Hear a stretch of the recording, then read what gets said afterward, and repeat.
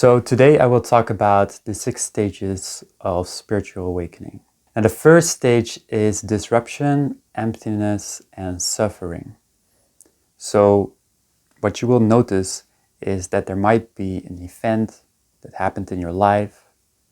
Maybe someone died, maybe you had a breakup, or there's just in general suffering, maybe from an addiction or from just life in general. You start to have questions about life. What's the meaning of life?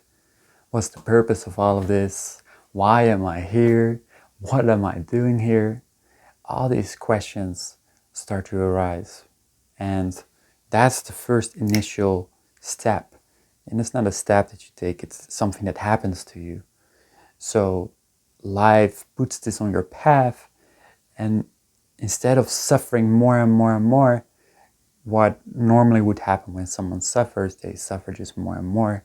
There's just a breakthrough moment where you start to look and like, could we do this differently? Could I live differently than just walking around, doing everything on automatic pilot, just surviving, and that's it? You start to question, like, is there more than this? Is there more than what meets the eye? Is there more than just survival? And this naturally leads to the second stage, what is inquiry and seeking. You start to question society. You start to question the beliefs society holds very strongly. You start to question maybe your own beliefs, your own thoughts. You start to question life.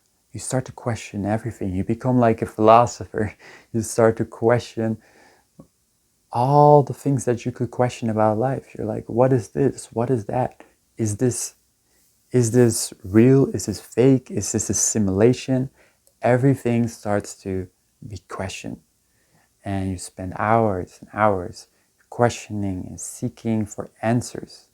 You're trying to find answers in books. You're trying to find answers online, on videos. You're trying to find answers everywhere you can, within you, outside of you. You're just seeking and seeking and seeking and seeking and seeking. And it's almost like a hamster on a wheel. You're just seeking for more and more and more and more and more. But you realize that that's just keep spinning the wheel. As Buddha said, Buddha says,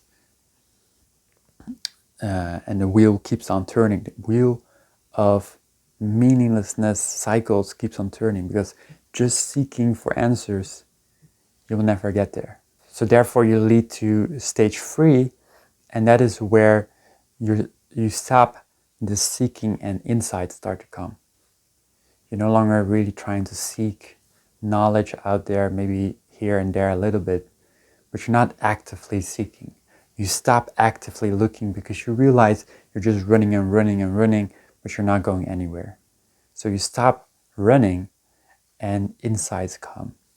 You start to channel these insights, these wisdoms about like what you should do with your life, how life should be lived, what you should focus on and what not. All of these things, they start to come true. They start to come through you. And these insights, they feel profound, and you're like, wow, like I get this huge insight about my life or about life in general. And it's no longer intellectual, because when you're seeking, it's all intellectual. It's just like, it's from within and it feels so meaningful. But then what happens is that people start to really see that as meaningful. They have an insight and they're like, this is it. Like, I got the insight. I had the insight. I had this insight. But they put a bit too much importance on just an insight. Because you can have, for example, many business ideas, but without integration of any business idea, there is no business, right? So all these ideas, they are beautiful, they're great, they're coming from your source. They're no longer seeked out there, they're coming from within. But without integration, nothing happens. So naturally, the next stage happens. And that's the integration part. And this either happens willingly or unwillingly. Like, it might happen where you have a dark night of the soul, where you're really in this place where you feel completely lost. You're like, how do I get out of this? How do I get out of this dark web of, shadows, of things you have not looked at? Because you start to become more conscious, and what starts to happen is all the unconscious things start to arise. That's the dark night of the soul. All the unconscious stuff starts to arise. And you have to look at it. And you're like, I don't want to look at it. You wanted to look in books for answers, but once you start to go within, you don't want to look at what arises. Oh, I was traumatized here, or oh, I had like depression there, and I was suffering because I was addicted to this or that. And now I need to change. Now I need to transform. And with integration, it means that you have to integrate. You either stay at this stage where you just keep on like procrastinating to change, or you actually start to integrate and change and move on to the next level. So the next level is 5. That's embodiment. That's when you truly start to embody a more healed, loving, selfless version of you. And it doesn't mean we ignore ourselves. Actually, it only means we love ourselves even more. Because true self-love leads to loving others. It's inclusive, because the boundaries of you and others, they start to become less and less and less. The more conscious you are, the less boundaries there are between you and someone else.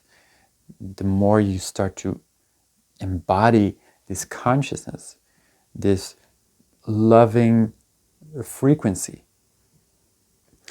Because consciousness is love, it's God. And you start to merge with that.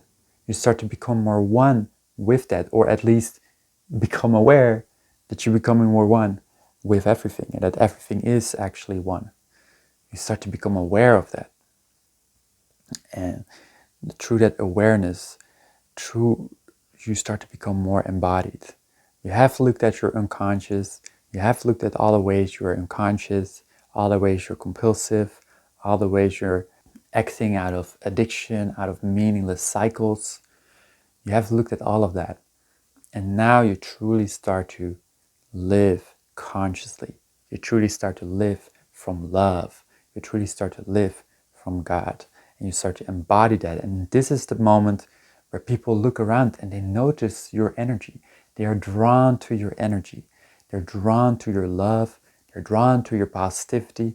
They're drawn to your joy, because you start to radiate this into your life, because you have integrated, and now you become actually an embodiment of this. You become an embodiment of being a conscious being on this planet Earth. What is rare? What is rare? Because there's not too many people going through spiritual awakenings. At least not in my neighborhood, not in my city.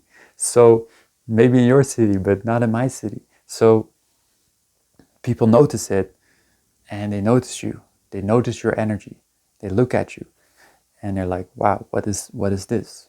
But this is still not the full stage. The full stage is the next level, and that is number 6, and it's purpose and service. And this is the stage where you start to care about other people. You start to care about giving to the world. You start to care about being of service to others.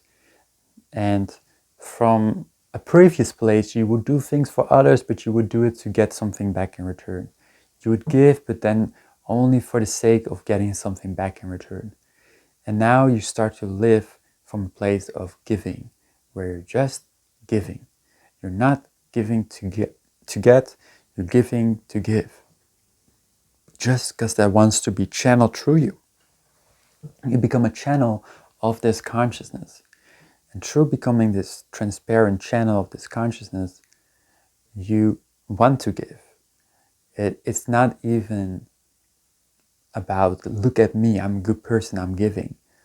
You have none of that in your mind, because there is no sense of me and you, and there's a difference. There's just this idea of we're all one, and when I give to the one, when I give to others, I'm giving to the one. I'm giving to God. So when I give to you, I'm giving to God.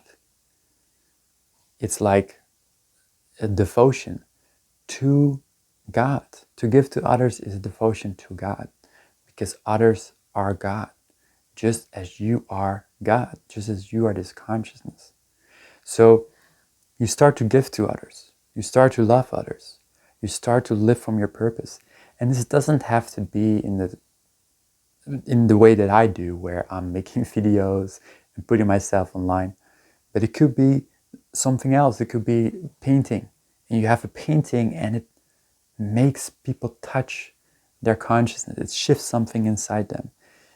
It touches their heart, and the purpose is very individual. It's very individually created.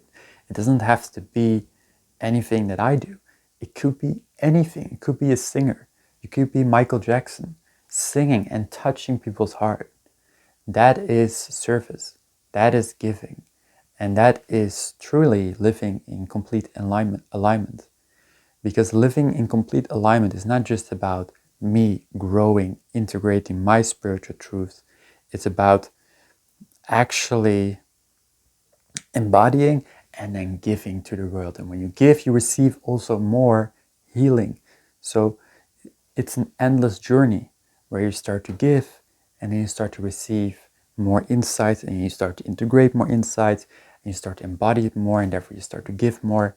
And it's a cycle of becoming more and more conscious. And from this stage on, you start to just become more and more conscious, and it starts to compound over the years, and it never stops, because there's no limit to how conscious you can become. There's no limit to this. We have this idea of like you become enlightened and that's it, but there is no top.